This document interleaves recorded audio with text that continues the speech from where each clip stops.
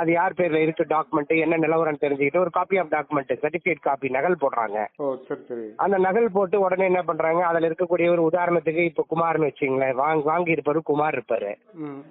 அப்ப குமார் இறந்த மாதிரி ஒரு டெத் சர்டிபிகேட், குமாருக்கு ஒரு 2-3 வாரிசுங்க இருக்கிற மாதிரி வாரிசு சர்டிபிகேட் ரெடி பண்ணி ப்ராப்பரா இதுக்கு ஒரு குரூப் வந்து செயல்படுது சார். இது வந்து ஒரு கூட்டு முயற்சி தான், இது கூட்டு சதி முயற்சி தான். இது மோசடி கும்பலா தான் செய்றாங்க. ஆமா, மோசடி, கூட்டு மோசடி தான் இது. தனி மனிதெல்லாம் செய்ய முடியாது, ஒரு 2-3 பேர் சேர்ந்துப்பாங்க.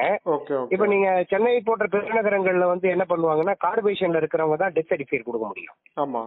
சோ அது பதிவு செய்யறதுக்கு அந்த மாநகராட்சியில வேலை செய்யக்கூடியவர்களை வந்து கையில வச்சுக்கிறாங்க கூட. ஓகே. அடுத்தது வருவாய் துறையில வந்து வாரிசு சான்றிதழ் வந்து வருவாய் துறையில தான் கொடுக்கணும். ஆமா.